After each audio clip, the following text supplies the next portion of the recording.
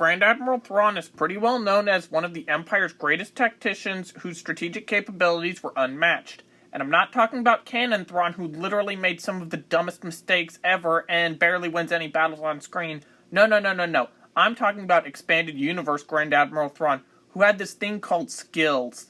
The Thrawn campaign of 9 ABY saw the Grand Admiral lead a ragtag fleet of just a few Star Destroyers to come to the point of almost defeating the New Republic at the Battle of Bilbringi. His force was vastly superior to Admiral Ackbar's during the battle, as his fleet had constantly increased in size and strength throughout the Thrawn campaign to 24 ISDs, 8 interdictors, and over 60 cruisers, while the New Republic fleet had 11 Mon Calamari cruisers, 1 ISD, and 2 assault frigates. So the battle was set to be pretty one-sided. Thrawn was all set to win the Battle of Bilbringi, which would have left the New Republic without their best space tactician and end up defeating the New Republic. However, the only reason Thrawn lost the battle was because he was assassinated by his Noghri bodyguard, who killed him out of revenge for the Empire's poisoning of the Noghri homeworld of Honoghr. Therefore, the only major change that would need to occur would be if either Rook was killed before getting to Thrawn somehow, or more reasonably, if the Empire just stopped poisoning Honoghr so that the ecosystem would start to get restored. And there's no scandal for the Empire there, so the Noghri won't defect to the New Republic. Anyway, after Thrawn's victory at Bilbringi and over the New Republic, his reign over the galaxy will probably face opposition. To start with, the remnants of the New Republic would see hardliners lead a potential insurgency against Thrawn's empire, which now controls the majority of the galaxy, especially after signing a peace agreement with the New Republic where Thrawn's empire becomes the galactic hegemon, and the New Republic, although still sizable, becomes a minor power on the galactic stage, and that wouldn't sit well with some. Also, one immediate action that Thrawn would do is kill the very unstable Jorah Sabayoth. Thrawn's empire would govern similarly to the Empire of the Hand style of government, which essentially had a pure meritocracy regardless of species, and was also led by the Grand Admiral in the unknown regions. Therefore, I don't think his empire in the known galaxy will see many grievances by non-human species similar to the anger that they had against Palpatine's empire. Regardless, hardcore rebel elements would still fight against the new empire. Another issue Thrawn would face is other Imperial warlords who did not support him in his campaign. Most warlords tended to act only in their own self-interest and attacked one another in the post-Endor period as a means of attaining more power and territory to see themselves as the next emperor. During the Thrawn campaign, most warlords ignored Thrawn, with only Ardus Cain providing minimal support to the Grand Admiral. With Thrawn as the new ruler, I believe some would join him, but most in the Deep Core would remain on their own, in controlling their own territories to be independent of the Grand Admiral, which might prove problematic. This brings me to the Dark Empire, which at this point is mustering massive forces at Biss. The reborn Emperor Palpatine recalls some of the Deep Core warlords to Biss in order to prepare for Operation Shadowhand and an invasion of Thrawn's empire.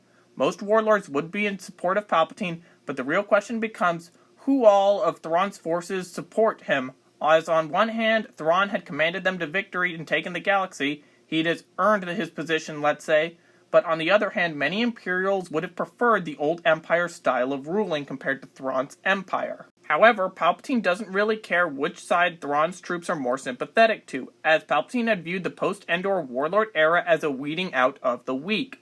So for this alternate Imperial civil war, Palpatine manipulates and orchestrates elements of Thrawn's empire to rebel against him for not being enough like the old empire. And then Operation Shadow Hand is initiated by Palpatine's empire against Thrawn and the New Republic. At this point, I'd say that Thrawn's empire and the New Republic probably forms the Galactic Alliance to defeat the Dark Empire, as the reborn Emperor is targeting both factions, as Palpatine viewed Thrawn as a brilliant strategist, but saw his death as necessary due to declaring himself the leader of an empire, and trying to take over the galaxy instead of waiting for Palpatine's return. Even though Thrawn didn't even know about the cloning of Palpatine, the reborn Emperor saw him and his troops as traitorous and disloyal.